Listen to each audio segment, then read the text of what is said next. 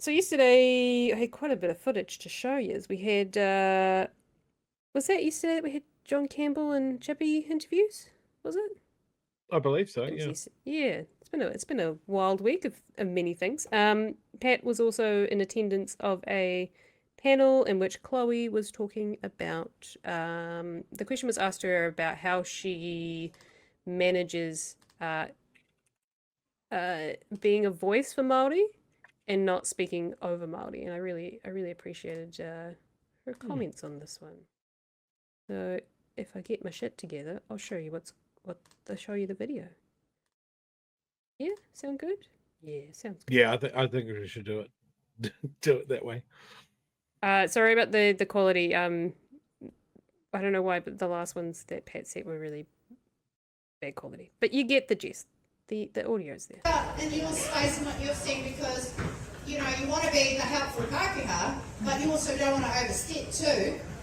And so how do you move in that space? Because you've been doing a bit in the Auckland Central area for a while, and using the resources and the voice that you have, the connections to help local spaces and places. I keep thinking about Waitangi and all of that. But how do you, as Pākehā plus MP, help elevate the local issues? Kia ora. Chlöe. I just also wanted to pick up on that point because I've heard it in a lot of kōrero around the treaty grounds and down on Māori and otherwise over the past few days where people have just been going, okay, it's all good, we've heard from the governing parties that they are going to kill the bill. Whānau, the bill is not the end of this. We've seen, as Suhana just alluded to, the regulatory standards legislation, but we also have in the New Zealand First National Coalition Agreement a commitment to review all of the treaty clauses and all of the legislation. And we obviously have a government that is being very explicit about its intent to exploit te taia, which means consistently sidelining treaty rights. So let's be really crystal clear about that this is not the end of the fight, and that's why it is so critically important that people continue to inform and engage in the political system. The first thing that I would say about all of that is that all of this is political. The amount of people who I engage with who say, oh, I'm not actually political. Politics isn't about partisan political parties in parliament. Politics is about power, and it's about resources, and it's about who gets to make decisions that saturate and shape our daily lives. So if you don't do politics, politics is going to do you. That's a really, really important thing to have away from this. And in terms of that kind of structural change, I have a bit of a nerdy kind of theoretical framework for all of this stuff. And bear in mind that this comes from the context of sitting inside of, as Kirsty was just talking about, a role that largely oftentimes looks at harm minimisation, because we are acutely aware of the fact that the Westminster colonial parliamentary system was not born here. It came here and it has consistently sought to exploit people, planet and tangata whenua, primarily actually by separating tangata whenua from their whenua. So one way to look at that is through a lens of structure and of culture, and this picks up on some of the points from Summer as well.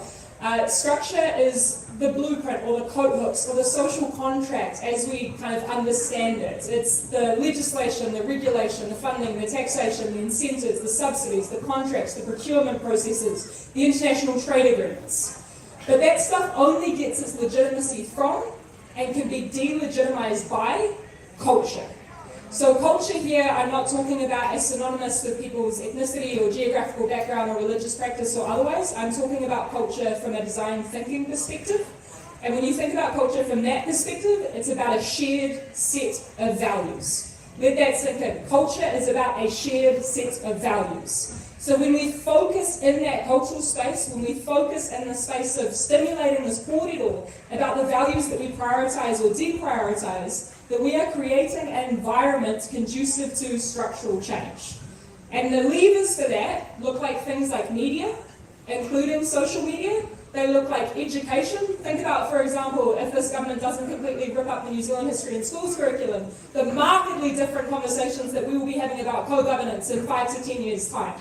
They are things like community building and petition and about protest. They are all about conversations. And this might seem really, really, really really basic and boring and sometimes perhaps a little bit stupid, but it comes back to the point made before about how in order to progress things, it is really, really critical that those of us who hold privilege and are not receiving the downstream impacts of some of these racist, sexist, homophobic, etc. views, have the opportunity to have these conversations within our whānau. So this is actually a shout out to all the Pākehā who are here, because I'm sure all of you have been told time and again not to have a conversation with Uncle Jim about politics at the Christmas table, because there's an assumption from your mum or your dad or your auntie or whatever that that's going to escalate to fisticuffs. I just want to call that out, because the notion, firstly, that conflict is a bad thing is a really problematic notion. We should be able to have really challenging conversations and come back to our shared values. And the best way to do that is just to ask why. Just to ask where these views come from. And you will find that oftentimes a lot of this racist stuff comes from fear. And the more that you dig into that, the more that you have an opportunity to replace that story with something that is hopeful. So to put that in the context of what we've been doing around Auckland Central, just want to shout out to some of the mahi that Ngāti Paoa have been doing with regard to Protect Pūtiki. Again, just to provide some context and some kind of whakaaro on that, I alluded to in my introductory remarks about being 10 years old when the narrative was going about the foreshore and seabed and about Chewie Māori coming to steal the rights and public access. 20 years later, I have read more than enough petition, more than enough protests, and more than enough occupations to know that in fact it is oftentimes the iwi Māori who are protecting public access to the foreshore and seabed are the only things standing in the way of natural environment devastation. So that is where that change happens, on the ground, building those relationships and building up from that space, because honestly change is not going to come from the top down as the mahi that we do in our daily practice. Yeah, very well said. Wow. I can see people's, because I saw a few criticisms about word salad. Chlöe speaks from a very academic point of view, in all fairness. So yes, some of the things that she's talking about are probably a little bit theoretical in some, like frameworks and theory and stuff, but so I do understand why people get a little bit sort of tripped over her words, but her sentiment, I think, always comes through towards the end. And I think that's just her way of framing and viewing things. And it may not be for everyone, but I think for some of us who get it, we really get it. Yeah, and that's a positive and a negative, right? So, like, what I love about Chlöe is that she can rapidly and very clearly explain complex, often interlocking concepts and systems. Like, you can't change this until you change this, and you need to do this to make that happen. And I think why that's so unusual is we don't often see that. The issues that we often see our politicians talking about is one issue in a box. You know, we want to solve crime. So to solve crime, you put people in prison. That's a little A plus B equals C, fits in a soundbite, goes on an election poster, job done. You don't want to hear, well, we can solve crime if we solve child poverty and if we fund our schools correctly, and then the flow-on effect is this. People don't want to hear it. So yeah, I think that's Chlöe's superpower is in front of the right people. She can illustrate that like nobody else. I think she's a phenomenal communicator for that. Does that transfer through to mass cut through in the media? I don't know. All I know is that every time she has been on a panel with David Seymour, she has dog walked him around by his nose. You can't get anything past her. She will point out that it's just populist bullshit, that it's, she will just show, she will rip holes in whatever David puts up. So yeah, sometimes it is man, this is it's a fire hose of information. It's an info dump, and as a fellow ADDer, I can see it. That is someone that is in full flight on their chosen passion subject. Yeah. Like that's how I talk about some events in history and things like that. So yeah, game recognizes game. Yep, 100%. You know that she knows everything you could possibly know about it. She could answer any question, and even if it does come probably from probably I assume a political science background, still gets her point across about all the interconnecting things. I think that is the thing that a lot of people struggle with in the general populace, is that if you don't have that soundbitey, we'll put criminals in jail type stuff, and you actually explain the systems in which this all happens within, which is how I started to understand things in connection, is actually understanding the systems in which our culture is, or our society is the way it is.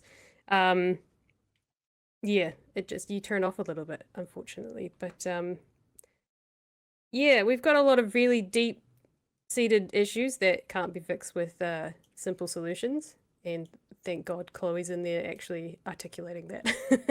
And it's like, I've told you people this. I have an almost automatic suspicion of anyone that comes in and says that they can solve something in a parliamentary term. Like you can't, especially when it's a systemic issue. Like, when Jacinda was talking about making an impact on child poverty, I don't think she was talking about in a 4-year term. I think she was talking about an immediate reduction and a longer reduction over time. I think when National is talking about having an impact on school results and stuff like that, it sounds very much like by next election we will turn this whole train around. And it's like, no, we won't know how successful your changes to the curriculum are until people hit high school, or that cadre hits university. You are talking Probably about even their first something jobs. 10, 15 years down the track. Yeah. And that's why, especially with those things, when it comes in like this government and they're like, we're going to make dramatic changes rapidly, and we're going to disregard the opinion of a lot of people that work in this space, that should worry people. I want to hear more politicians talk about, we are going to do this even though we know it's difficult and it's not going to pay off. Well, in this term or next term, it might not even pay off when we're the government. The other team might be at the helm of this, but this is good for the country. It's like planting a tree that you're not going to get to enjoy. I want to see more of that honesty, and maybe that's pure idealism from me. There's somebody not vibing on Chloe in the comments, and then he showed his whole ass by just go New Zealand first. So Yeah. different strokes for different folks. How much of what Winston's promised has come true?